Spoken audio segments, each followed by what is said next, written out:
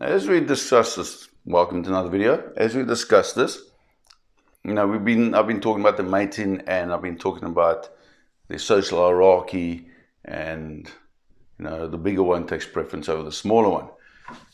And this is something I should have actually mentioned when I was going into it, and I forgot. But it's also part of the behavior.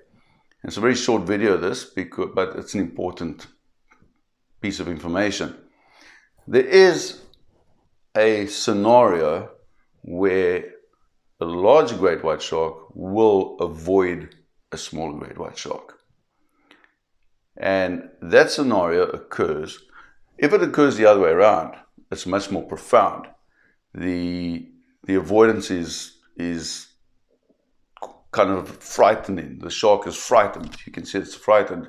But when a larger great white shark avoids a smaller great white shark, it's calmer. So the bigger one still knows that it's larger than the smaller one. But the only time this happens is when a smaller one, and it can't be significantly smaller than the bigger one, but so now you've got a 4-meter great white shark cruising on the surface, and a 3.5-meter great white shark is below the 4-meter one.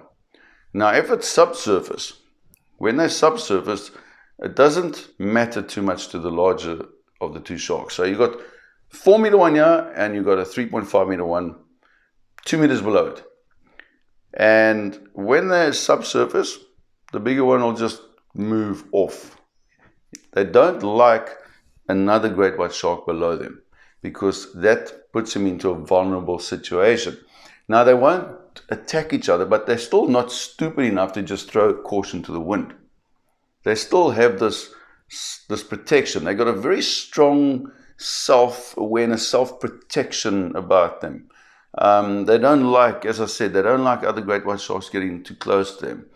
They can be confident, but they're also very cautious, and they have to be, because, as I said, the damage these animals can inflict in a very short space of time, in seconds, is unbelievable. They are extremely powerful.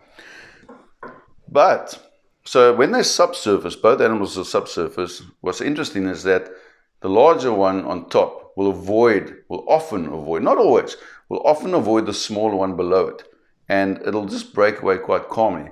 But when the larger one is on the surface and a smaller great white shark swims under it, its reaction is much more profound. The larger one will often actually kick and make a very clear statement, or a very clear, from our perspective, observation on it, is very clear that the shark wants to get out of a position where another shark is below it, even if the other shark is smaller than itself. And the reason is because when the shark's on the surface, it can't levitate above the water. So, when it's subsurface, it can just rise, and increase the distance between itself and the shark below it. But on the surface, it only has one choice, which is to get away and move away from that other shark below it as quickly as possible, because it is in a vulnerable position there. Shark can come up from below and bite it.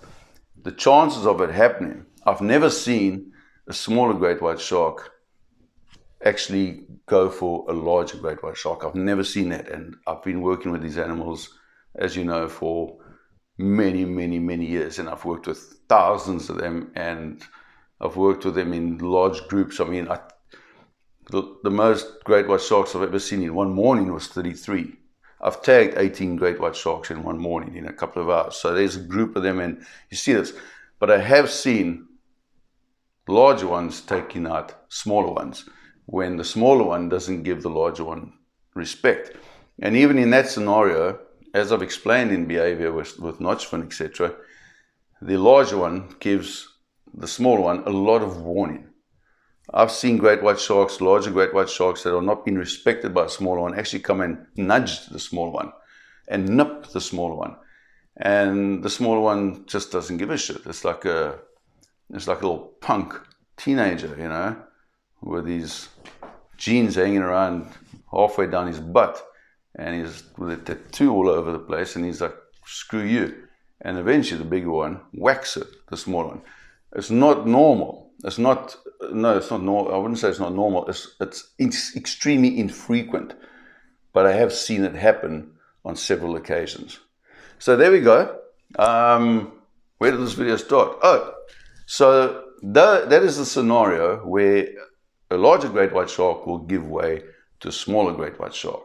Is when the smaller one, and it can't be too much smaller. If it's much smaller, the bigger one doesn't give a damn. But when the smaller one is maybe half a meter smaller, whatever, the larger one will give way when the animal is below it. Interesting stuff.